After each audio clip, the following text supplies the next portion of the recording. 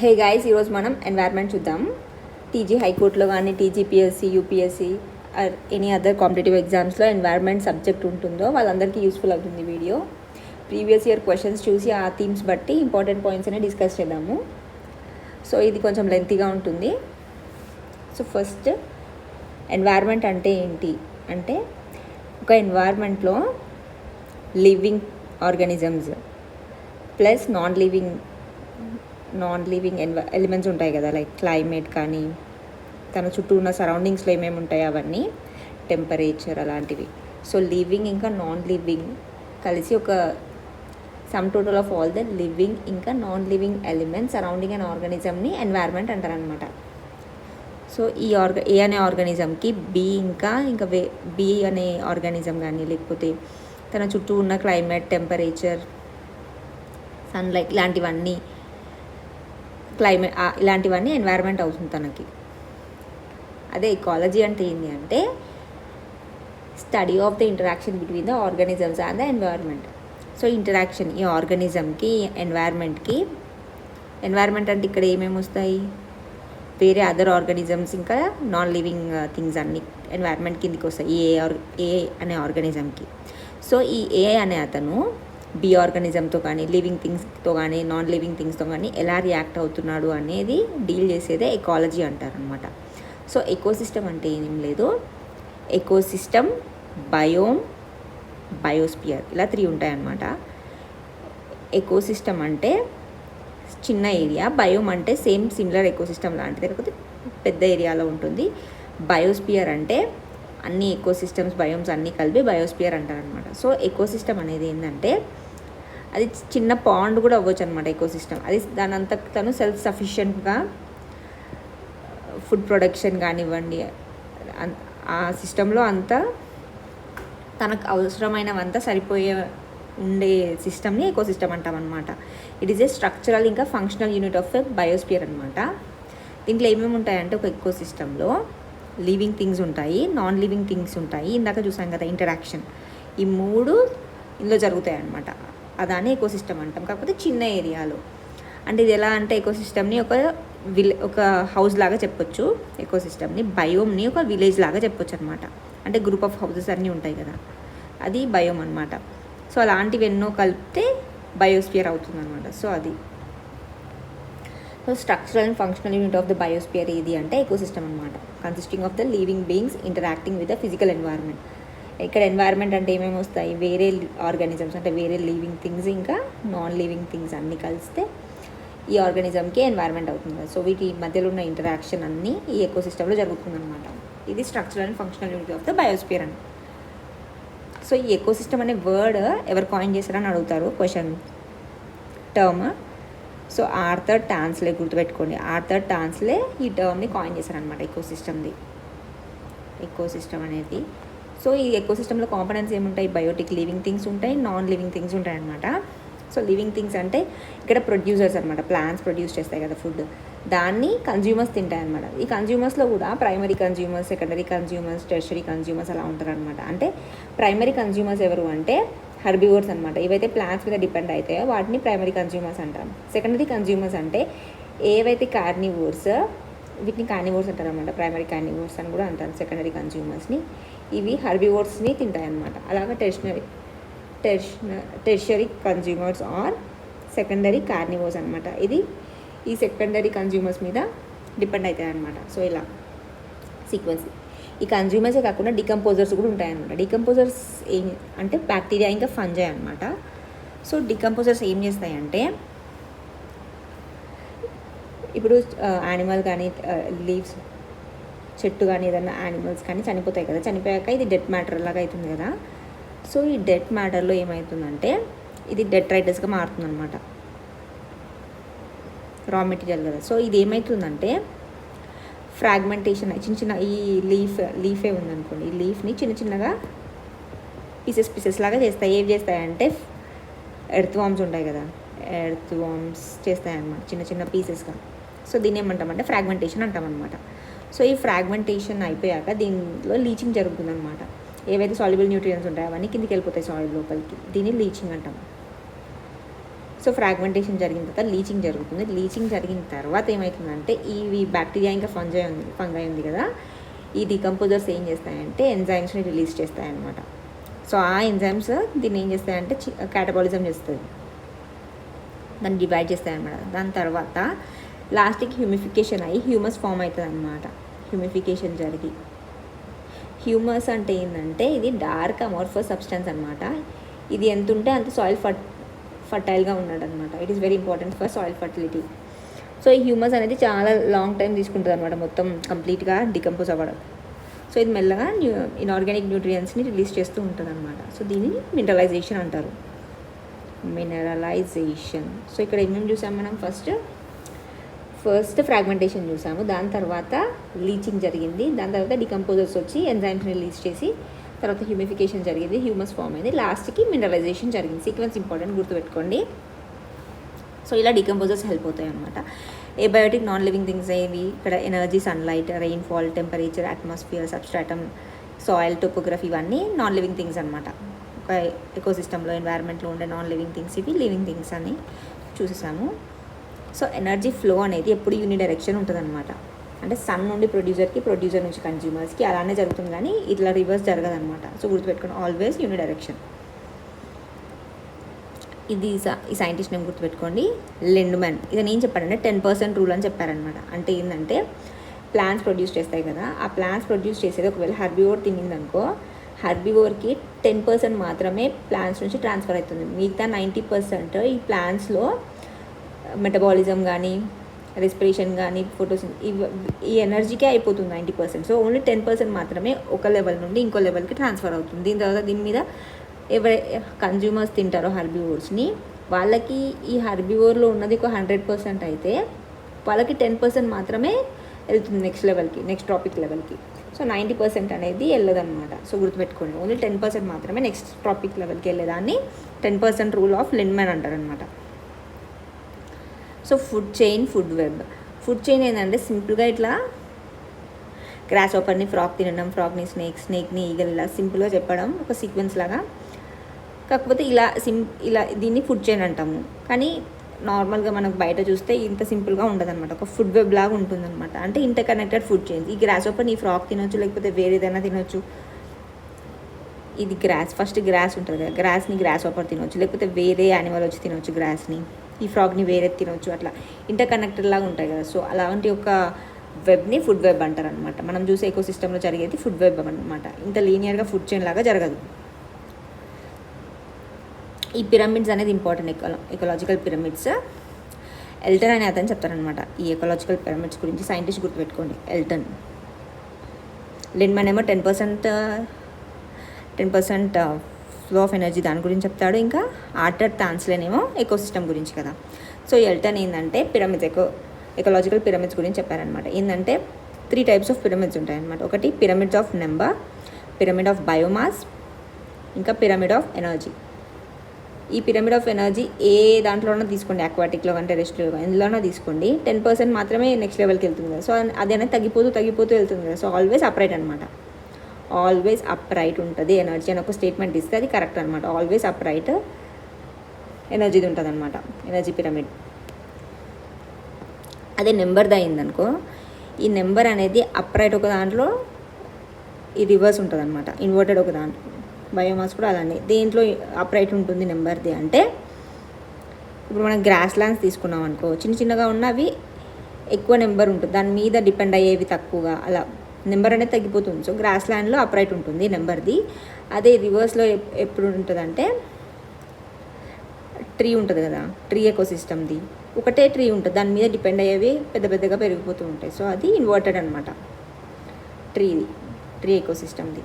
అదే ఒకవేళ ఇక్కడ బయోమాస్ తీసుకుంటే, ఇదే ట్రీ తీసుకుంటే, బయోమాస్ అనేది ఒకటే ఉన్న ట్రీ, దాని బయోమాస్ పెద్దది కదా. సో అదనమాట ఫారెస్ట్ ఇట్లాంటివి, అది రివర్స్లో వెళ్తుంది.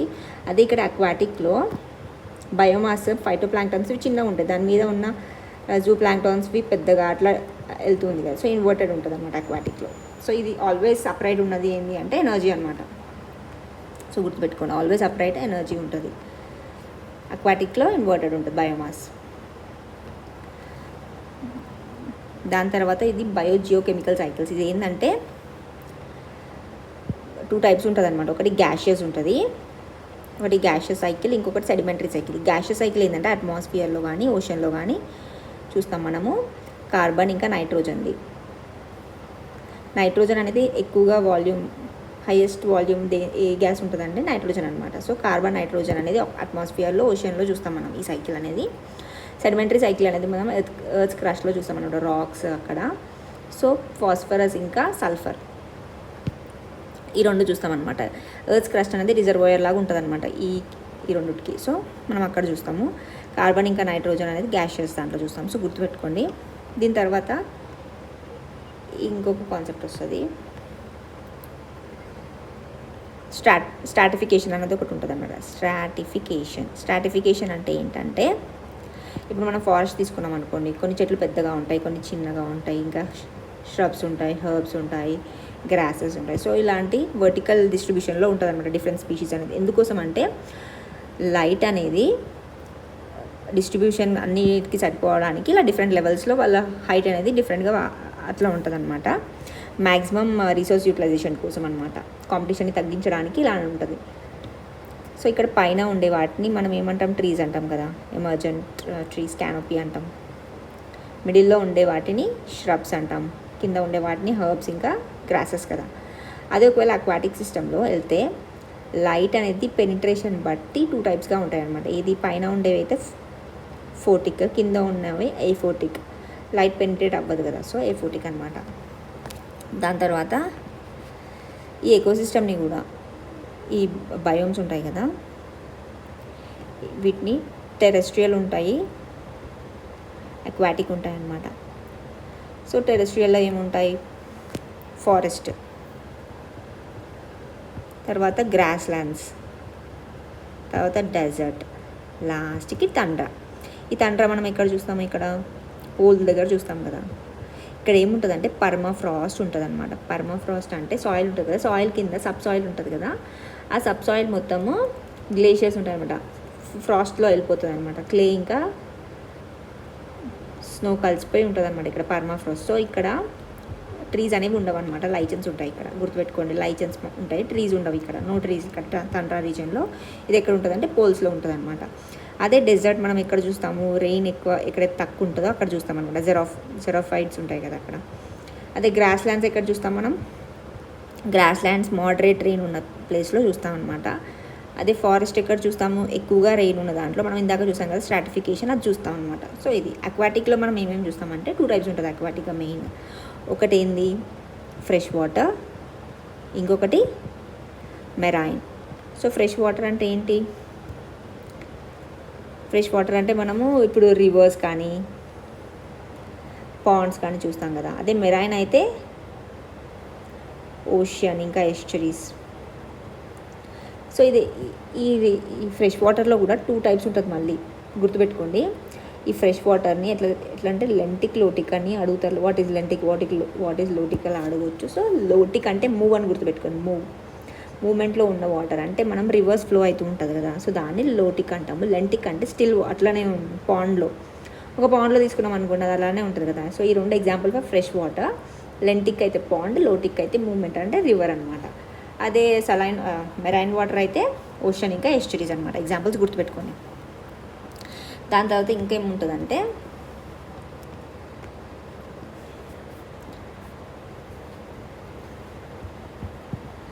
Primary productivity, secondary productivity. Secondary productivity. So 2 ఉంటాయి అన్నమాట.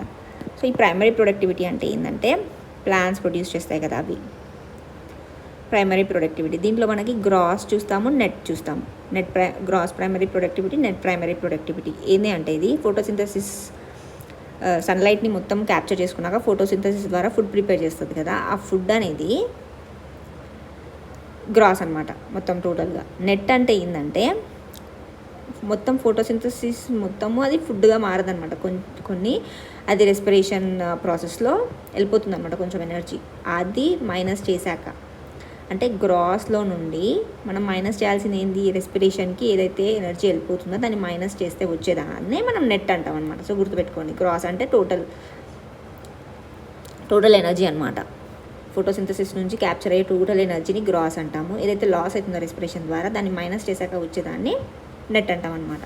అదే సెకండరీ ప్రొడక్షన్ అంటే ఇది ఏంటంటే కన్జ్యూమర్స్ ఇది కన్జ్యూమ్ చేసుకున్నాక ప్రొడ్యూస్ చేస్తాయి కదా, దాన్ని సెకండరీ ప్రొడక్షన్ అంటారనమాట. సో హైయెస్ట్ ప్రొడక్టివిటీ ఎక్కడ జరుగుతుంది?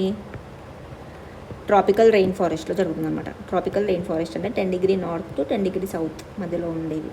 ఇక్కడ ట్రాపికల్ రెయిన్ ఫారెస్ట్ ఉంటుంది కదా, అక్కడ ఇంకా కోరల్ రీఫ్స్లో కూడా మనకి ఎక్కువ ప్రొడక్షన్ జరుగుతుంది. తక్కువ ప్రొడక్షన్ అంటే ఇందాక చూసాం కదా మనము డెజర్ట్స్ అని, డెజర్ట్స్లో డీప్ ఓషియన్స్లో జరగదన్నమాట, గుర్తుపెట్టుకోండి. దాని తర్వాత ఇంకేముంటాయంటే ఎకలాజికల్ సక్సెషన్స్ ఉంటాయన్నమాట. సో ఎకలాజికల్ సక్సెషన్స్ అంటే ఏంటంటే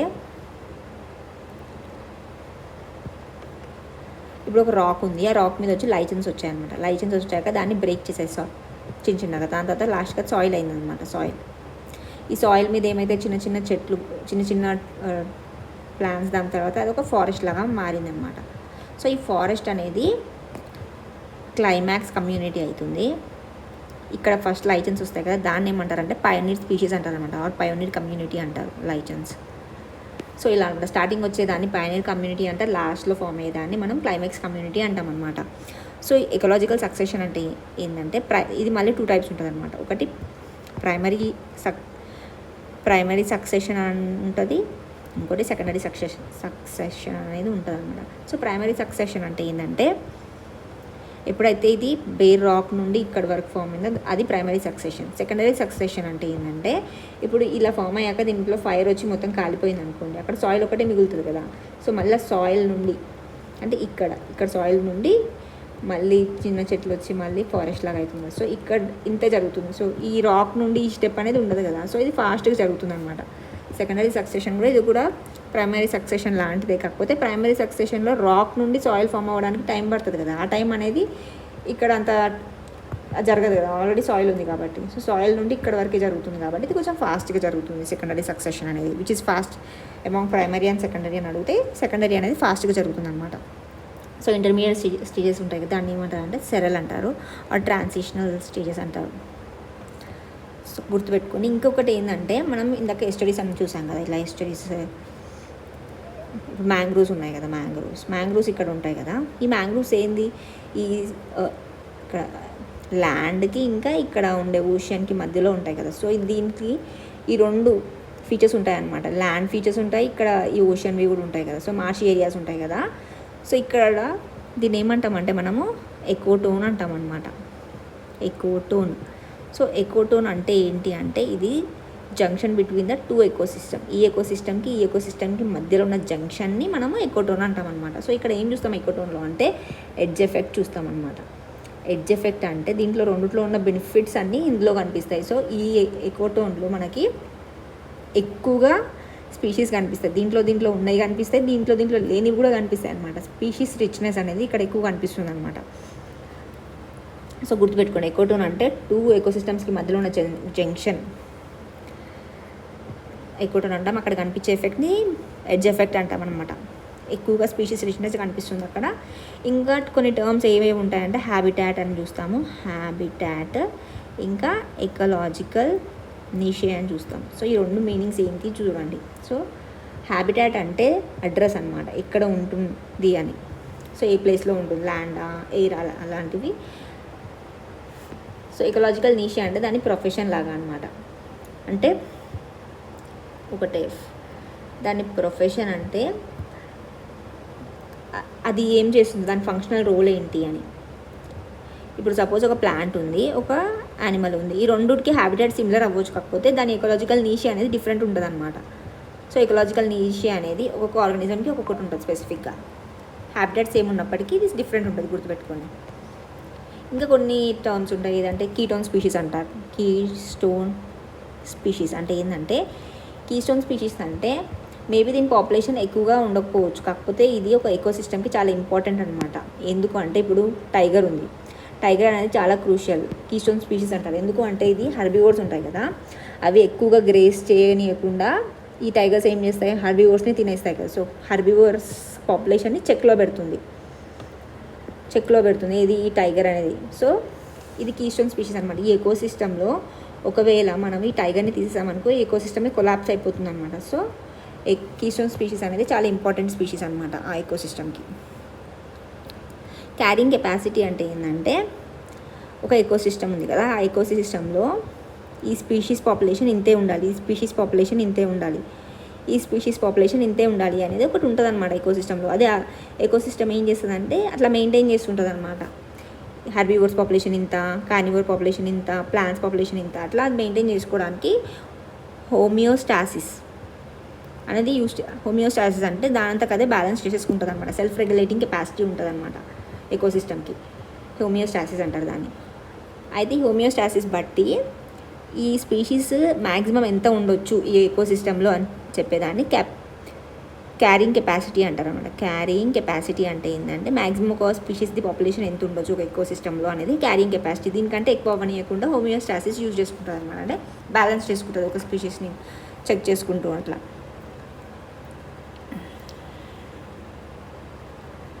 సో ఇది ఇంకా ఇవి లెవెల్స్ ఆఫ్ బయోడైవర్సిటీ. ఈ లెవెల్స్ ఆఫ్ బయోడైవర్సిటీ చూడండి, biodiversity and wild life conservation. So genetic diversity, species diversity, ecosystem diversity, 3 diversities ఉంటాయన్నమాట. జెనెటిక్ డైవర్సిటీ అంటే ఏంటంటే ఇప్పుడు హ్యూమన్స్ ఉన్నాయి కదా, మన ఇండియాలో హ్యూమన్స్, ఆస్ట్రేలియాలో, అమెరికాలో, సౌత్ ఆఫ్రికా ఇలా డిఫరెంట్గా కనిపిస్తారు కదా, వాళ్ళ కలర్లో కానీ, వాళ్ళ హైట్లో కానీ, వాళ్ళ అపియరెన్స్లో కానీ అన్నింటిలో డిఫరెంట్గా ఉంటాం. ఎందుకంటే మన జీన్స్లో డిఫరెంట్గా ఉంటాయన్నమాట. ఒక పర్సన్కి ఇంకో పర్సన్కి జెనెటికల్గా డిఫరెంట్ వేరియేషన్ జీన్స్లో ఉండేదాన్ని జెనెటికల్ వేరియేషన్స్ అంటాం అనమాట. విత్ ఇన్ ద స్పీషీస్ అనమాట. సింగిల్ స్పీషీస్లోనే వేరియేషన్ని మనం జెనెటిక్ వేరియేషన్ అంటాం. అదే స్పీషీస్ వేరియేషన్ అంటే ఒక స్పీషీస్కి ఇంకో స్పీషీస్కి, అంటే ఇప్పుడు ట్రీస్ ఉన్నాయి, హ్యూమన్స్ ఉన్నారు, డాగ్స్ ఉన్నాయి. సో ఇలా different species, variety of species with in a region. ఒక రీజియన్లో ఉండే డిఫరెంట్ స్పీషీస్ ఏవే ఉంటే దాన్ని స్పీషీస్ డైవర్సిటీ అంటారు. వెస్టర్న్ ఘాట్స్లో గ్రేటర్ ఆంఫిబియన్ డైవర్సిటీ ఉందన్నమాట ఈస్టర్న్ ఘాట్స్ కంటే కూడా. సో అది ఒక ఏరియాలో స్పీషీస్ ఎక్కువ డైవర్స్ స్పీషీస్ ఉండడాన్ని స్పీషీస్ డైవర్సిటీ అంటారు. ఎకోసిస్టమ్ అంటే ఒక పెద్ద ఏరియాలో వెరైటీ ఆఫ్ హ్యాబిటాట్స్ కానీ, నీషెస్ కానీ, ఎకలాజికల్ ప్రాసెసెస్ కానీ అన్నీ జరుగుతూ ఉంటాయి కదా. ఎగ్జాంపుల్ డెజర్ట్స్లో రెయిన్ ఫారెస్ట్ అంటే ఓన్లీ ట్రీసే కాదు, బర్డ్స్ ఉంటాయి, డిఫరెంట్ ఉంటాయి, ఇంకా వాటర్ అన్నీ ఉంటాయి కదా. సో పెద్ద ఏరియాలో ఇవి 3 అన్నమాట ఎకోసిస్టంలో వేరియేషన్. ఇది ఇంకా మెజరింగ్ బయోడైవర్సిటీని మెజర్ చేయడానికి 3 ఉన్నాయన్నమాట. Alpha, beta, gamma. ఆల్ఫా అంటే ఏంటంటే ఒకటే ఎకోసిస్టంలో మనము కంపేర్ చేసామనుకో స్పీషీస్కి, దాన్ని ఆల్ఫా అంటాము. ఒక ఎకోసిస్టమ్ని ఇంకో ఎకోసిస్టమ్తో కంపేర్ చేసామనుకో దాన్ని బీటా అంటాం. సో ఈ బీటా ఏంటంటే బీటా ఎక్కువ ఉంది అని చెప్తే, ఇప్పుడు ఏ ఇంకా బి ఎకోసిస్టమ్స్ ఉన్నాయి కదా, బీటా ఎక్కువ ఉంది అని చెప్తే దాని మీనింగ్ ఏంటంటే ఏలో 1-2 అనే స్పీషీస్ ఉన్నాయి, బిలో 3-4 అనే స్పీషీస్ ఉన్నాయి. సో దీనికి సిమిలర్ స్పీషీస్ లేవు. అప్పుడు ఏమవుతుంది, ఎక్కువ డైవర్సిటీగా ఉన్నాయి అని చెప్తాం కదా, అప్పుడు ఎక్కువ బీటా ఉంది అని చెప్తామన్నమాట. అదే ఒకవేళ ఏలో 1-2 స్పీషీసే ఉన్నాయి, బీలో కూడా 1 ఇంకా 2 ఉన్నాయి. సో అప్పుడు ఏమవుతుంది, అన్ని సిమిలర్గా ఉన్నాయి కదా, సో చాలా లో ఉంటుంది అనమాట బీటా అనేది. సిమిలర్గా ఉంటే తక్కువ ఉంటుంది డైవర్సిటీ, సో తక్కువ బీటా ఉంటుంది. డిఫరెంట్గా ఉంటే బీటా ఎక్కువ ఉంటుంది అనమాట. సో గుర్తుపెట్టుకోండి. గామా అయితే మొత్తం ఆ ల్యాండ్స్కేప్లోనే మొత్తం ఉన్న అన్నింటినీ టోటల్ స్పీషీస్ డైవర్సిటీని చూసేదాన్ని బీటా డైవర్సిటీ అంటారనమాట. సో ఇవి మెజర్మెంట్స్, ఇవేమో diversity, levels of diversity. So threads, ఈ బయోడైవర్సిటీ థ్రెడ్స్ కూడా ఉంటాయన్నమాట. దాన్ని హిప్పో అనే దాంతో చూద్దాం. హిప్పో అంటే habitat destruction, invasive species. Habitat destruction అంటే ఏంటంటే ఇప్పుడు మనం నార్మల్గా ఉన్న ప్లేస్ని మొత్తం డిస్ట్రక్ట్ చేస్తామనుకో, ఫ్రాగ్మెంటేషన్ కానీ డిఫారెస్టేషన్ చేసామనుకో, దాని తర్వాత అగ్రికల్చర్ లాగా ఆ ల్యాండ్ని కన్వర్ట్ చేసినా కూడా అర్బనైజేషన్, ఫ్రాగ్మెంటేషన్ ఇవన్నిటి వల్ల హ్యాబిటాట్ అనేది లాస్ అయిపోతుంది కదా. సో ఆ స్పీషీస్కి ఇబ్బంది కదా. ఇన్వేసివ్ స్పీషీస్ అంటే అక్కడ లోకల్గా ఉన్న వాటికి వేరే కొత్త స్పీషీస్ తీసుకొచ్చామనుకో, కొత్త స్పీషీస్ తీసుకొస్తే ఆ లోకల్ దానికి దీనికి కాంపిటీషన్ లాగా అయిపోతుంది కదా.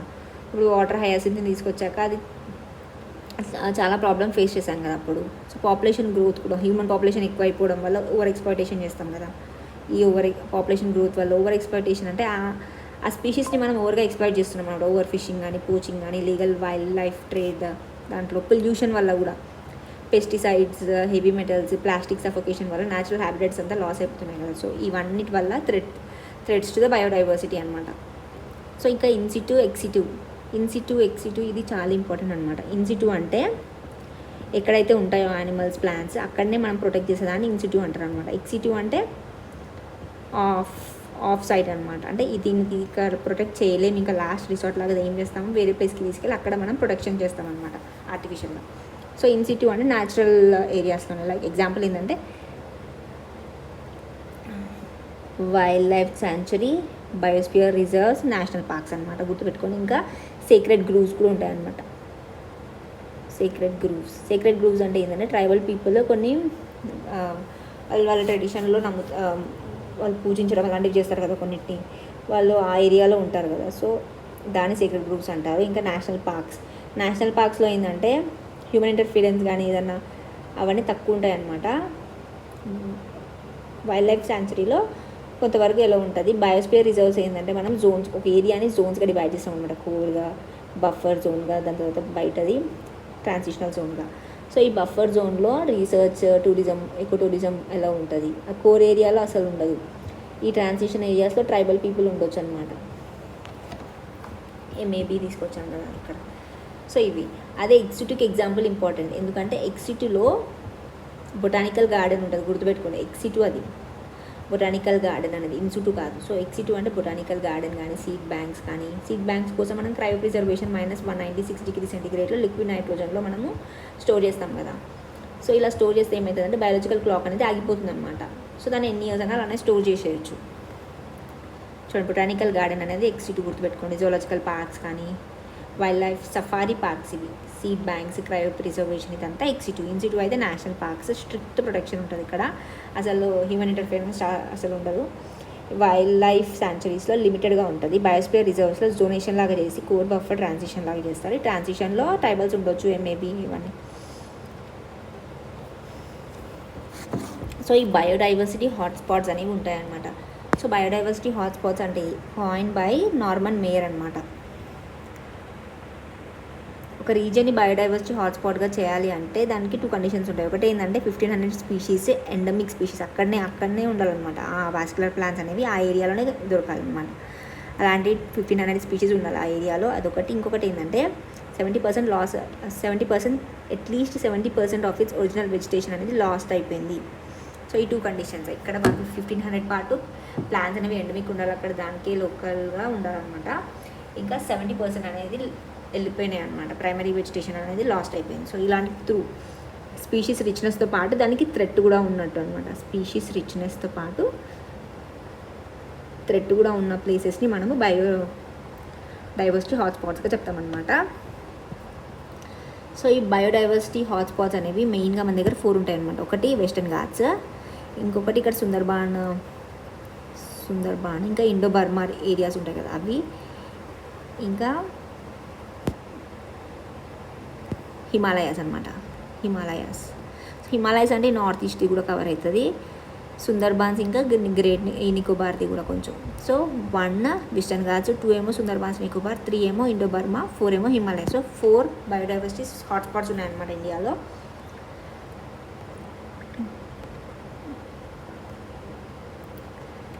సో ఈ 4 బయోడైవర్సిటీ హాట్స్పాట్స్ని గుర్తుపెట్టుకోండి. ఇంకా ఈ IUCN ఉంది కదా, IUCN ఏం చేస్తుంది అంటే రెడ్ లిస్ట్ కేటగిరీస్ లాగా చేస్తున్నాను. ఈ ఒక రెడ్ డేటా బుక్ ఉంటుంది అనమాట. ఆ రెడ్ డేటా బుక్లో ఏం చేస్తుందంటే ఒక రెడ్ పేజెస్లో ఏముంటాయంటే ఆల్రెడీ ఎక్స్టెంట్ అయిపోయినవి అలాంటివి ఉంటాయన్నమాట. పింక్ పేజెస్లో ఏముంటుందో గుర్తుపెట్టుకోండి. పింక్ పేజెస్లో ఉంటాయంటే క్రిటికలీ ఎండేంజర్డ్ స్పీషీస్ ఉంటాయన్నమాట. ఒకవేళ ఈ క్రిటికలీ ఎండేంజర్డ్ స్పీషీస్ని మనం రికవర్ చేసామనుకోండి, దాన్ని మనము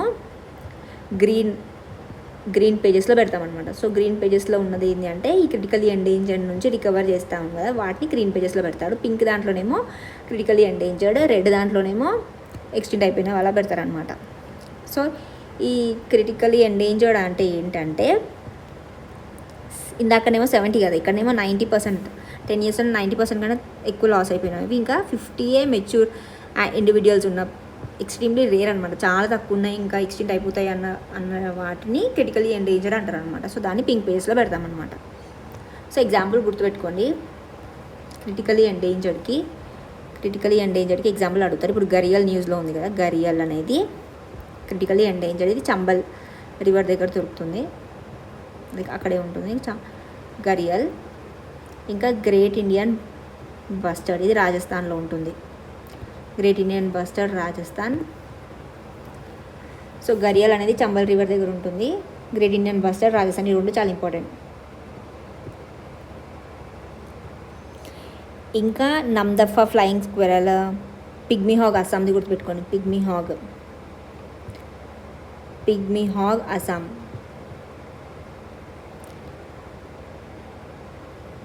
సో ఇవి గుర్తుపెట్టుకోండి, ఈ మూడైతే గుర్తుపెట్టుకోండి. గరియల్స్ ఏమో చంబల్ రివర్ దగ్గర, ఇంకా పిగ్మీ హాగ్ అస్సాంది, గ్రేట్ ఇండియన్ బస్టర్డ్ రాజస్థాన్ది. సో ఈ రైనో ఇంకా చీతాస్ ఉన్నాయి కదా, అవి ఎక్స్టింక్ట్ అయిపోయినాయి అనమాట, గుర్తుపెట్టుకోండి. ఎక్స్టింక్ట్ ఏవైపోయినాయి ఇప్పుడు ఆప్షన్స్లో రైనో కానీ చీతా కానీ ఇచ్చారనుకోండి, ఏషియన్ చీతా కానీ మన ఇండియన్ రైనో కానీ ఇవి ఎక్స్టింక్ట్ అయిపోయినాయి ఆల్రెడీ. సో గుర్తుపెట్టుకోండి. సో రైనో చీతా ఎక్స్టింక్ట్ అయిపోయినాయి. సో అవి ఆప్షన్స్లో ఇస్తే అవి కాదనమాట.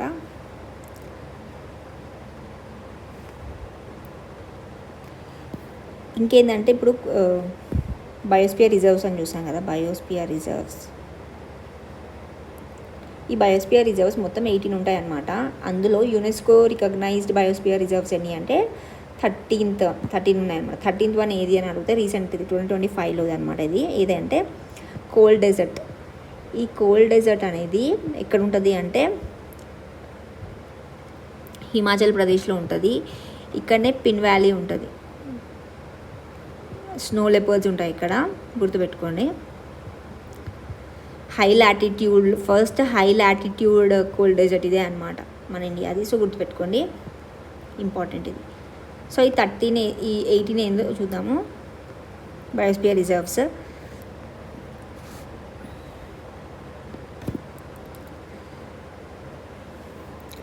ఇక్కడ హిమాచల్ ప్రదేశ్లో కోల్డ్ డెజర్ట్ చూస్తున్నాం కదా ఇప్పుడు అది. ఇంకా ఉత్తరాఖండ్లో నందాదేవి, ఇంకా గుజరాత్లోనేమో కచ్, ఇక్కడ నీలగిరీస్ ఏమో తమిళనాడులో, కర్ణాటక, కేరళలో 3 దాంట్లో ఉంటుంది అనమాట ఈ నీలగిరీస్ అనేది. అగస్తమలై అనేది తమిళనాడులో, కేరళలో అగస్తమలై ఇక్కడ ఉంటుంది. గల్ఫ్ ఆఫ్ మన్నార్ అనేది తమిళనాడులో, శేషాచలం ఏమో ఏపీ మనకు తెలుసు కదా. షిమ్లీపాల్ ఏమో ఒడిస్సాలో, ఇక్కడ సుందర్బన్స్ వెస్ట్ బెంగాల్లో ఉంటుంది కదా, అది మధ్యప్రదేశ్లో 3 ఉంటాయి అన్నమాట. ఒకటి పచ్మర్హి, పన్నా, ఇంకా అచ్చనక్మర్, అమర్కంటక్ అది మధ్యప్రదేశ్, ఇంకా ఛత్తీస్గఢ్కి కొంచెం ఉంటుంది అది. ఇంకా మనకు కంచన్జంగా తెలుసు కదా సిక్కింలో అది. ఇంకా అస్సాంలో మానస్ ఉంది, ఇంకా దిబ్రి సైకోవా ఉంటుంది. అదే మేఘాలయలో అయితే నో మేఘా అని గుర్తుపెట్టుకోండి, నో వాటర్ అట్లా గుర్తుపెట్టుకోండి. నోక్రెక్ ఏమో మేఘాలయది. మనకు అరుణాచల్ ప్రదేశ్ తెలుసు కదా, దిబాంగ్ అది ఇందాక చూసాం కదా. మానస్ ఇంకా దిబ్రి సైకోవానేమో అస్సాంది. సో ఇవి మొత్తం 18 ఉంటాయి అన్నమాట. అందులో 13 మాత్రమే బయోస్పియర్ రిజర్వ్ యునెస్కో రికగ్నైజ్ చేసిందనమాట. సో గుర్తుపెట్టుకోండి.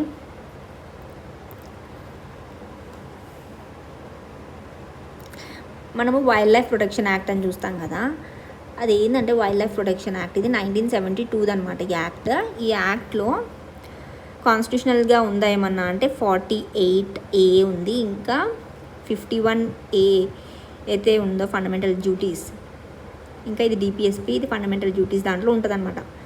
ఫారెస్ట్ని ఇంకా నేషనల్ పార్క్ని ప్రొటెక్ట్ చేయమని ఇందులో అలాంటివి ఉంటాయన్నమాట. సో కాన్స్టిట్యూషనల్గా ఉంది అంటే 48A 51AG ఉందన్నమాట. సో ఫస్ట్ ఇది 6 షెడ్యూల్స్ ఉండేవన్నమాట, 1 2 3 4 5 ఇంకా 6. 6th వన్ ఏమో ఏదైతే వర్మిన్ ఉంటుందో అది, 5th వన్ వర్మిన్, 6th వన్ ప్లాంట్స్కి. ఈ 1 2 ఏమో ఎక్కువగా ప్రొటెక్షన్, ఇదేమో తక్కువ ప్రొటెక్టెడ్ ఏరియాస్ దానికోసం ఉండేది అన్నమాట. 6 ఉండే షెడ్యూల్స్. ఇప్పుడు ఏమైందంటే దాన్ని చేంజ్ చేశారన్నమాట 2022లో అమెండ్మెంట్ చేసి. ఏం చేశారంటే ఇప్పుడు 4 ఉంటాయన్నమాట, అంత రెడ్యూస్ టు 4, 1 2 3 4 అనమాట. లాస్ట్ వన్ ప్లాన్స్కి, లాస్ట్ వన్ సైట్స్కి, మనం సైట్స్ అని చూస్తాం కదా దానికి. సైడ్ స్పెసిమన్స్కి. థర్డ్ వన్ ప్లాంట్స్, దీనికి ఎక్కువ ప్రొటెక్షన్, దీనికి తక్కువ ప్రొటెక్షన్. లైక్ ఎక్కువ ప్రొటెక్షన్ అంటే టైగర్ ఇంకా బ్లాక్ బక్ ఉంది కదా దానికి. సో గుర్తుపెట్టుకోండి, ఎక్కువ ప్రొటెక్షన్ తక్కువ ప్రొటెక్షన్ కావాల్సిన వాటికి ఇక్కడ. ఇదేమో థర్డ్ది ప్లాంట్స్. ఈ వర్మిన్ ఏదైతే ఉందో అది ఇక్కడ లేదనమాట. సో సైడ్స్ అనేది యాడ్ చేస్తారు ఇక్కడ. ట్రేడింగ్ చేస్తారు కదా సైడ్ స్పెసిమన్స్, దానికోసం రిలీజ్ చేయడానికి ఇది. సో ఇలా 4 ఉంటాయి అన్నమాట ఇప్పుడు. సో ఈ 2022 అమెండ్మెంట్ తర్వాత ముందు కూడా ప్లాన్స్ ఉండే, ఇప్పుడు కూడా ప్లాన్స్ ఉండే కదా. సో వైల్డ్ లైఫ్ ప్రొటెక్షన్ అనేది ఓన్లీ యానిమల్స్కే కాదు, ప్లాంట్స్కి కూడా, గుర్తుపెట్టుకోండి. ఇంకొకటి యాక్ట్ ఏముంటుందంటే, ఇవి ఇండియన్ లాస్ అనమాట. వైల్డ్ లైఫ్ ప్రొటెక్షన్ యాక్ట్ గుర్తుపెట్టుకోండి, 1972. ఇంకొకటి ఏంది, బయోలాజికల్ డైవర్సిటీ యాక్ట్, ఇది 2002 అనమాట. ఇది అమెండ్మెంట్ చేసింది 2022 కదా, ఇదేమో 2002 బయోలాజికల్ డైవర్సిటీ యాక్ట్ అనమాట. ఇది ఎక్కడుంది అంటే చెన్నైలో ఉంది, గుర్తుపెట్టుకోండి. ఇది డిఫరెంట్గా ఉంటుంది బయోలాజికల్ డైవర్సిటీ యాక్ట్. ఏది చెన్నైలో ఉంటుందంటే నేషనల్ ఇది. సో ఇది ఏం చేస్తుంది అంటే యాక్సెస్ అండ్ బెనిఫిట్ షేరింగ్ అనమాట. ఇది ఏంటంటే యాక్సెస్ అండ్ బెనిఫిట్ షేరింగ్ అంటే ఏంటంటే, ఇప్పుడు ఒక ట్రైబల్ పాపులేషన్ ఉంటుంది కదా, వాళ్ళకి లోకల్గా ఏ ప్లాంట్ ఏ దానికి హెల్ప్ అవుతుంది, మెడికల్గా ట్రీట్మెంట్ చేయడానికి ఏదే హెల్ప్ అవుతుంది అని తెలుస్తుంది కదా. సో వీళ్ళ నాలెడ్జ్ బట్టి వీళ్ళు కొన్ని కంపెనీస్ ఏం చేస్తాయంటే ఇవి యూజ్ చేసుకొని వాళ్ళు ప్రొడక్ట్ చేసుకొని వాళ్ళ బెనిఫిట్ పొందుతారు కదా. సో దాంట్లో ఒక ప్రాఫిట్ వీళ్ళకి కూడా కావాలి అని చెప్పి తీసుకొస్తారు అనమాట. యాక్సెస్ అండ్ బెనిఫిట్ షేరింగ్ అనేది ఒకటి తీసుకొస్తారు. సో అది చూసుకునేదే ఇది ఎన్బిఐ అనమాట, చెన్నైలో ఉంటుంది. బయోలాజికల్ డైవర్సిటీ యాక్ట్ 2002 తీసుకొచ్చారు దానికోసం. సో గుర్తుపెట్టుకోండి.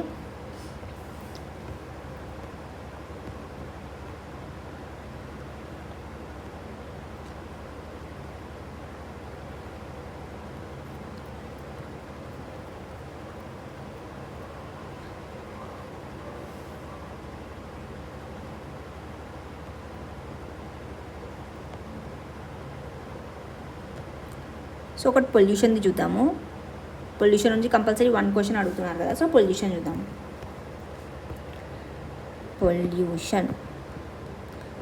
సో పొల్యూషన్లో ప్రైమరీ పొల్యూషన్, సెకండరీ పొల్యూషన్ అలాంటివి అడుగుతున్నారు కదా. సో పొల్యూషన్ అంటే ఏంటంటే ఒక సోర్స్ నుండి సింక్కి వెళ్తుంది అనమాట. ఫస్ట్ సోర్స్ ఎమిట్ చేశాక ఎమిషన్ జరుగుతుంది కదా, దాని తర్వాత ట్రాన్స్పోర్ట్ అయ్యి సింక్ వరకు వెళ్తుంది అనమాట. సో దీంట్లో ప్రైమరీ పొల్యూటెన్స్ ఉంటాయి, సెకండరీ పొల్యూటెన్స్ ఉంటాయి. సో గుర్తుపెట్టుకోండి, what is primary pollutants. Example అలా అడుగుతారు.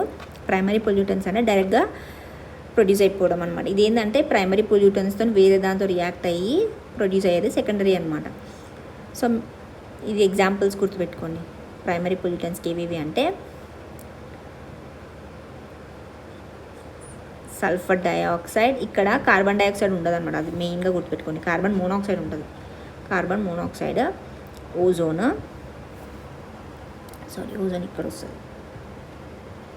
So carbon dioxide, carbon monoxide, particulate matter 10, particulate matter 2.5, lead, ఇలాంటివన్నీ వస్తాయి అన్నమాట ఇక్కడ.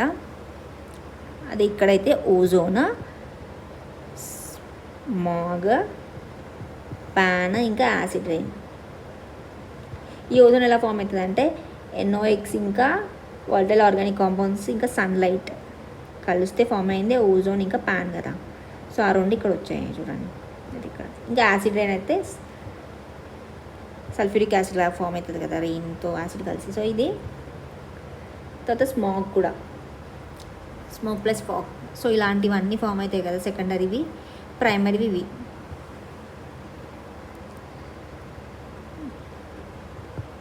ఎగ్జాంపుల్స్ గుర్తుపెట్టుకొని చాలా important. So point source, non point source అని ఉంటుంది అనమాట. పాయింట్ సోర్స్ అంటే మనము ఐడెంటిఫై చేయగలుగుతాం అనమాట. సింగిల్ ఐడెంటిఫైబుల్ సోర్స్ నుంచి ఫామ్ అయ్యేది. ఇప్పుడు ఫ్యాక్టరీ పైప్, ఫ్యాక్టరీ నుండి వచ్చేవి అలాంటివి. నాన్ పాయింట్ సోర్స్ అంటే ఏంటంటే రన్ ఆఫ్లో మనకు తెలియదు కదా ఎక్కడి నుంచి వచ్చాయి అని. సో అలాంటివి అనమాట నాన్ పాయింట్ సోర్స్ అనమాట. ఇంకా ఇక్కడ నైట్రోజన్వి కూడా, అమోనియా ఉంటుంది, NO2 ఉంటుంది అనమాట. 1 2 3 4 5 6 7. సో ఎయిర్ పొల్యూషన్కి పర్టిక్యులర్ మ్యాటర్ 10, పర్టిక్యులర్ మ్యాటర్ 2.5. ఇవేమైతే అంటే మన లంగ్స్కి వెళ్ళి మన బ్లడ్లో కూడా వెళ్తాయి అన్నమాట. సో అది హార్మ్ఫుల్ అవుతుంది. దాని తర్వాత కార్బన్ మోనాక్సైడ్ అనేది కార్బన్ మోనాక్సైడ్ ఇది ఏం చేస్తుంది అంటే కార్బన్ మోనాక్సైడ్ మన బ్లడ్కి వెళ్ళి హిమోగ్లోబిన్కి అటాచ్ అయిపోతుంది అనమాట. Instead of oxygen carbon monoxide attach అయిపోతుంది. సో దానివల్ల ఏమవుతుంది, ఆర్గాన్స్ అన్నీ అది ఆక్సిజనే అనుకుంటుంది, కాకపోతే ఇది కార్బన్ మోనాక్సైడ్. ఇది హెల్త్ పరంగా మనకు డ్యామేజ్ అవుతుంది, హెడేక్, డెత్ కూడా వస్తుంది అనమాట. సో ఇవి షార్ట్ లివ్డ్ అనమాట కార్బన్ మోనాక్సైడ్ అనేది.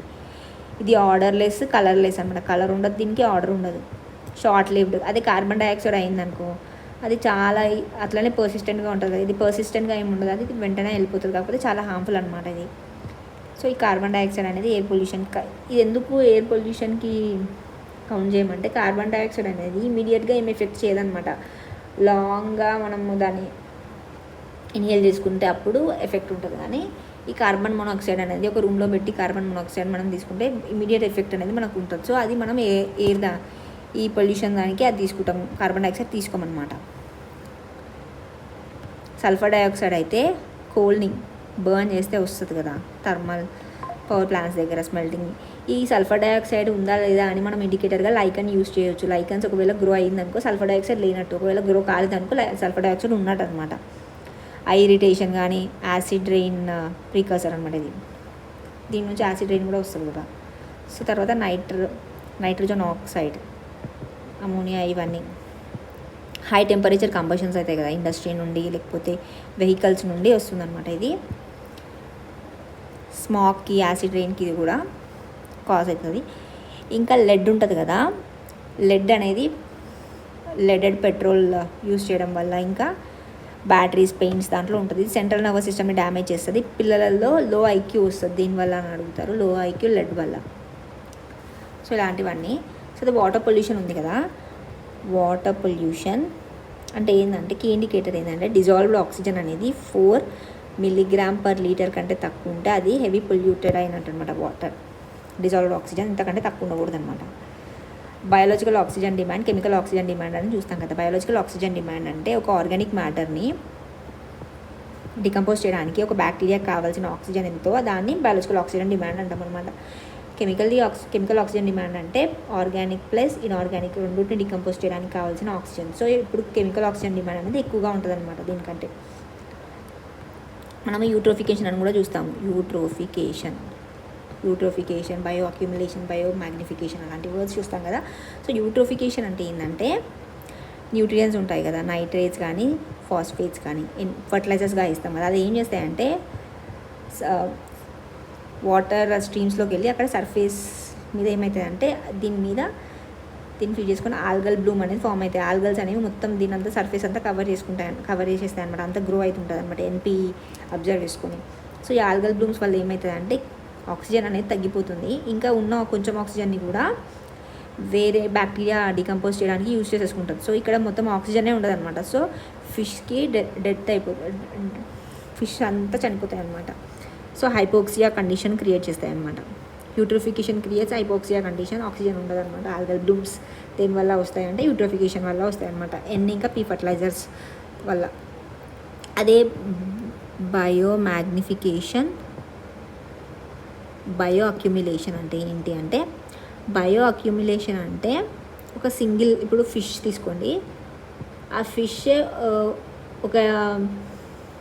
ఒక మెర్క్యూరీ కానీ ఏదైనా బ్యాడ్గా తీసుకుంటూ ఉంది తన లైఫ్ టైంలో.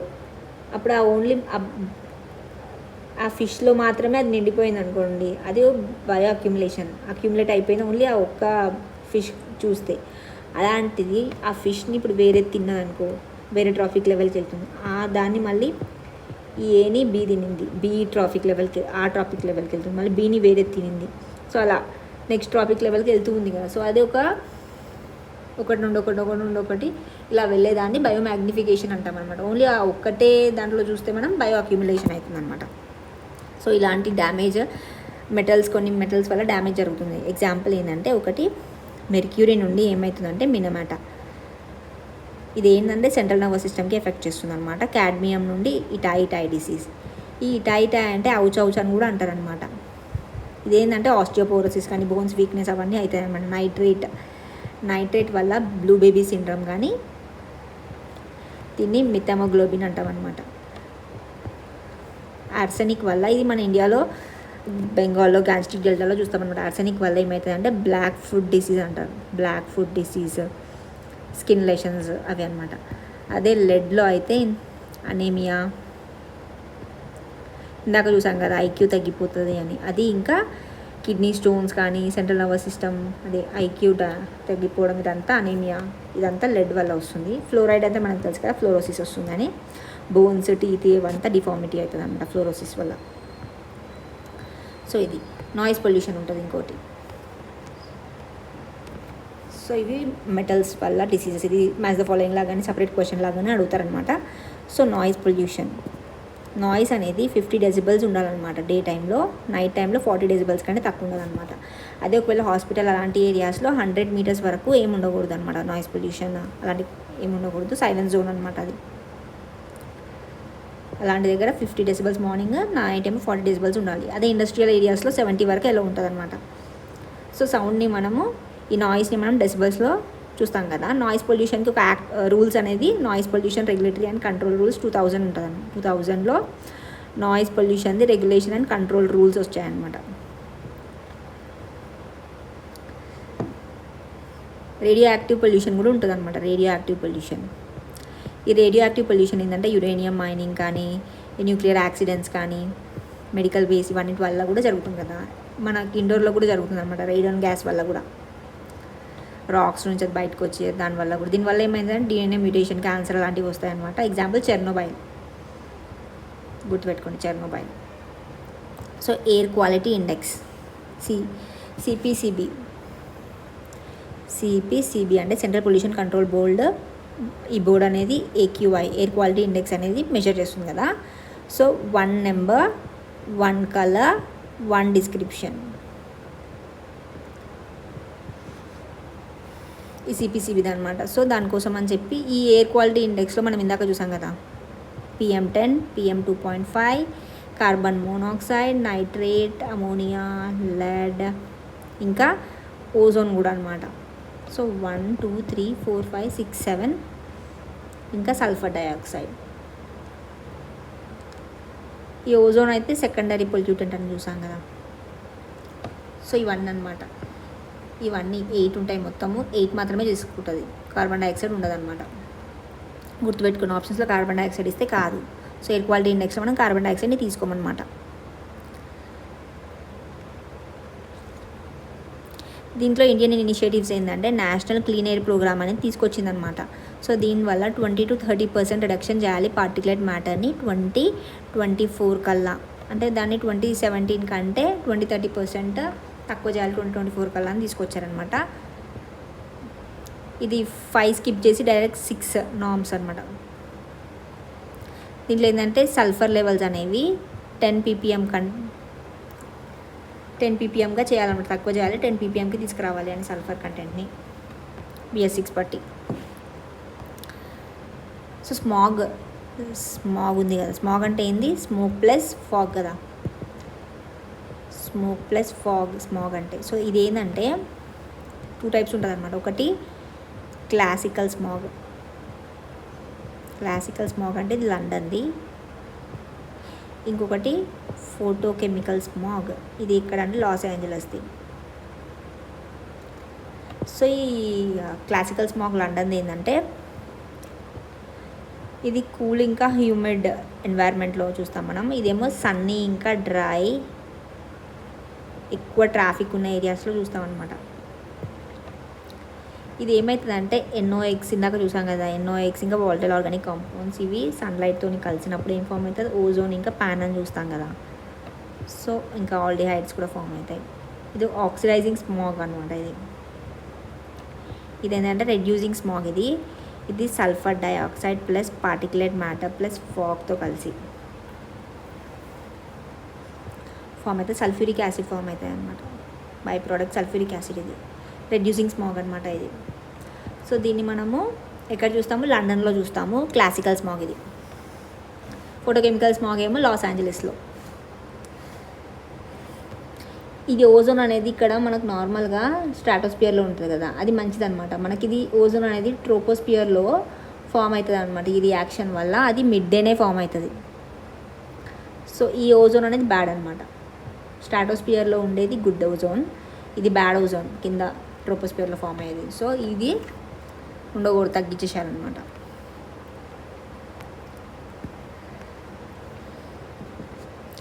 సో సాలిడ్ వేస్ట్ మేనేజ్మెంట్ కోసమని ఒక 2016లో రూల్స్ తీసుకొచ్చారనమాట.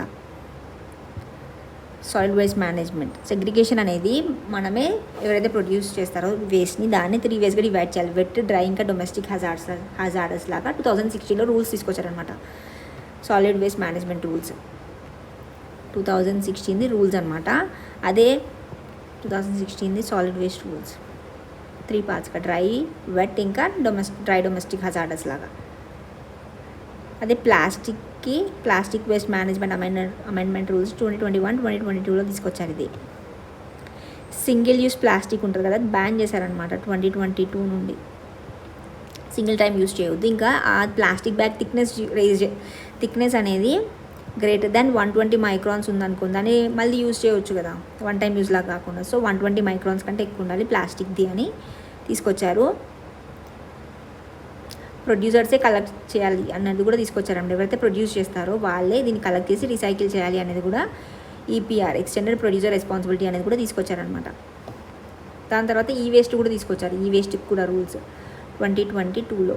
ఇది 2021 కదా, ఇది 2022లో సోలార్ ఫోటో వోల్టాయిక్ ప్యానల్స్ అనమాట. ఇది ఏంటంటే ఇవి కూడా సిలికాన్తో తయారు చేస్తారు కదా, సో ఈ సోలార్వి కూడా అది వేస్ట్ లాగానే అయిపోతుంది కదా, సో దాన్ని కూడా. ఇంకా బ్యాటరీస్కి కూడా 2022లో తీసుకొచ్చారు కవర్స్, ఇవి బ్యాటరీస్ అనమాట. అది ఓజోన్ అనేది డిప్లీట్ అయిపోతుంది కదా, ఇందాక చూసాం కదా. ఓజోన్ ఒకవేళ స్ట్రాటోస్పియర్లో ఉంటే అది గుడ్, ట్రోపోస్పియర్లో ఉంటే అది బ్యాడ్ అనమాట.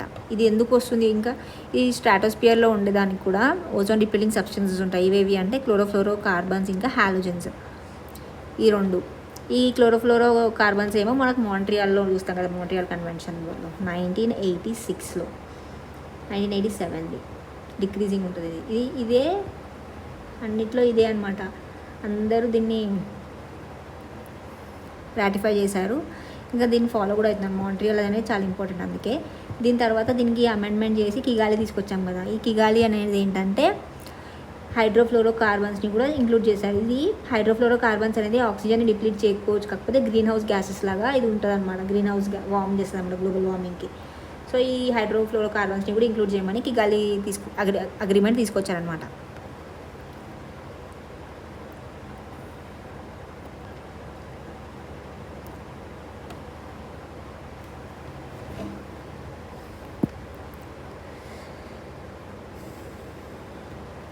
ఇంకా ఏంటంటే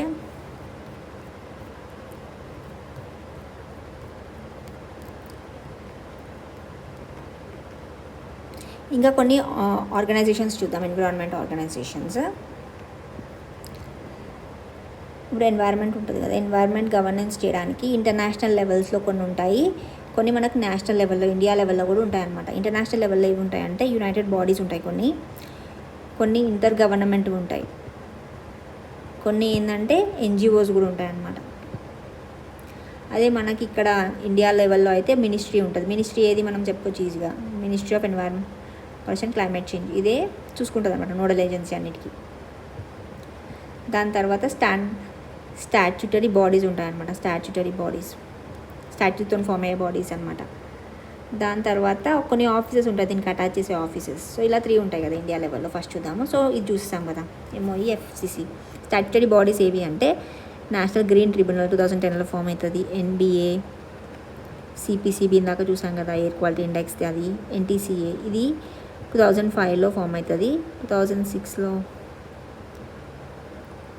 ఇది యాక్ట్ వస్తుందని చూసాం కదా, ఇది NTCA. So NGT, NBA, CPCB, NTCA ఇవన్నీ స్టాట్యూటరీ బాడీస్ అనమాట. దీనికి అటాచ్ అయిన ఆఫీసెస్ ఏమో ఈ క్వశ్చన్ అడిగారు, డెహ్రాడూన్ ఉంది, గుర్తుపెట్టుకోండి, డెహ్రాడూన్ ఉంది. ఇది ఈ 2 కోల్కతాలో ఉంటాయన్నమాట. Botanical survey of India, zoological survey India, ఇది కోల్కతాలో, గుర్తుపెట్టుకోండి. అండ్ ఇది యునైటెడ్ నేషన్కి రిలేటెడ్ బాడీస్ ఏవి అంటే ఇంటర్నేషనల్ లెవెల్లో యుఎన్ఈపి, యుఎన్డిపి, ఈ 2 అనమాట. అదే ఇంటర్ గవర్నమెంట్ది మనము ఇంటర్నేషనల్ సోలార్ అలయన్స్ చేశాం కదా 2015లో, ప్యారిస్ అగ్రిమెంట్ COP21లో. సో అది గురుగ్రామ్లో ఉంది ఇది హెడ్ క్వార్టర్స్. ఇంకా ఐపీసీసీ, ఇది క్లైమేట్ చేంజ్ కోసం ఫామ్ అయింది. ఈ రెండు ఇంటర్ గవర్నమెంట్ అనమాట. అదే మనము ఐయుసిఎన్ అవి చూస్తాం కదా, ఐయుసిఎన్, డబ్ల్యూడబ్ల్యూఎఫ్, ఈ రెండు ఎన్జిఓ. ఈ ఐయుసిఎన్లో ఏంటంటే కొంచెం గవర్నమెంట్ ఉంటుంది, కొంచెం ఎన్జిఓ ఉంటుంది అనమాట. ఇది యునైటెడ్ నేషన్ బాడీ కాదు ఐయుసిఎన్, గుర్తుపెట్టుకోండి. డబ్ల్యూడబ్ల్యూఎఫ్ అనేది మొత్తం ఎన్జిఓదే ఇది. సో ఇది ఇన్ డీటెయిల్గా చూద్దాం. UNEP IPCC.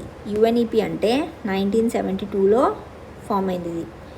ఇది 1988ది. దీని హెడ్ క్వార్టర్స్ ఎక్కడుంది?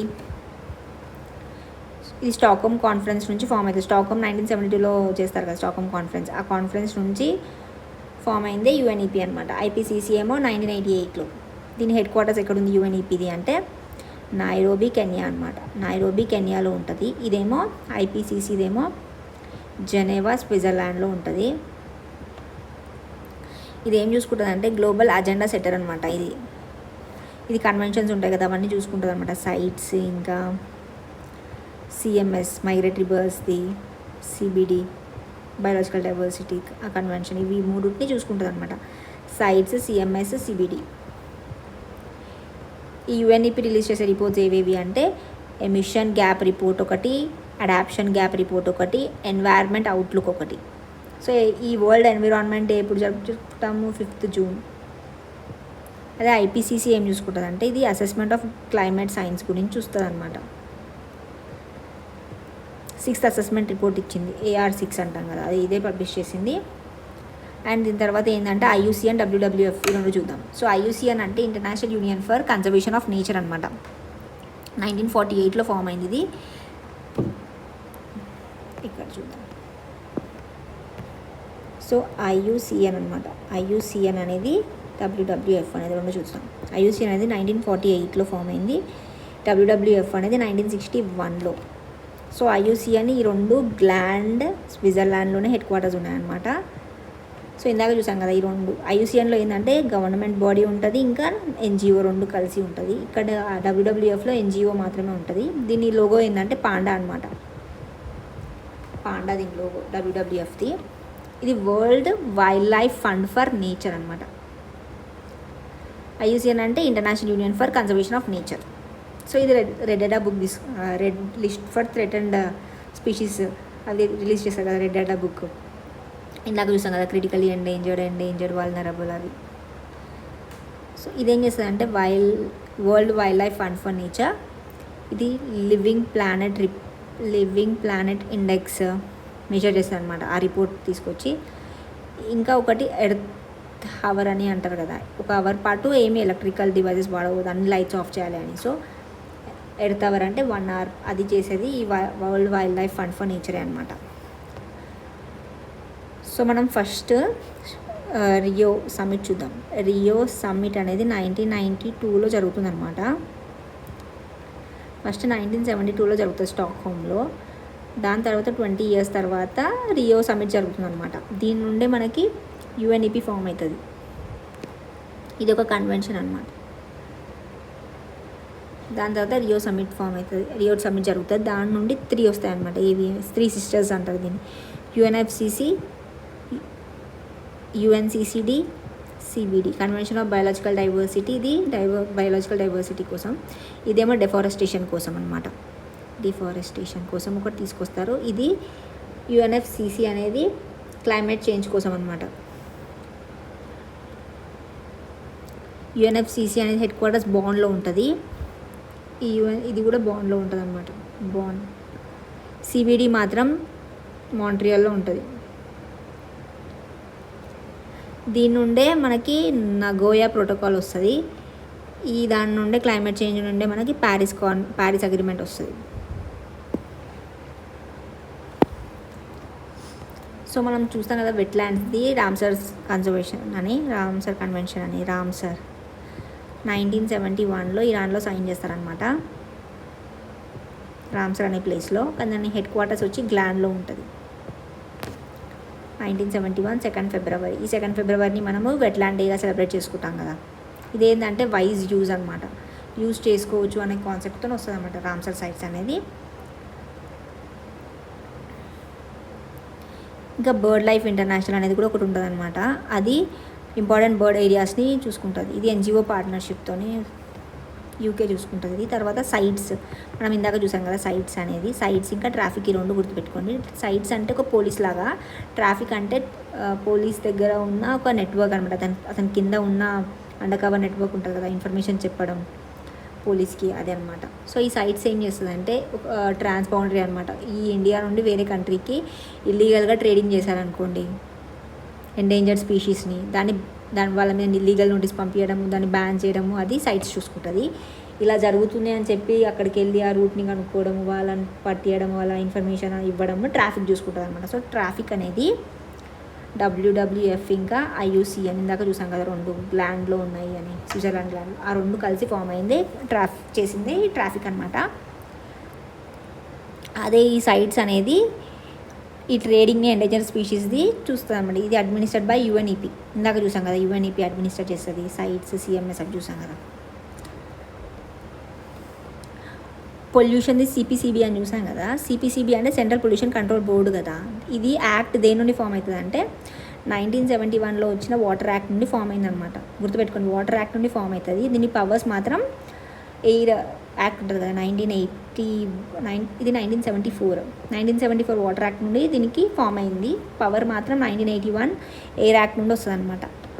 దీని నుండి నేషనల్ ఎయిర్ క్వాలిటీ ఇండెక్స్ ఇది చూసుకుంటారు కదా CPCB రిలీజ్ చేస్తుంది.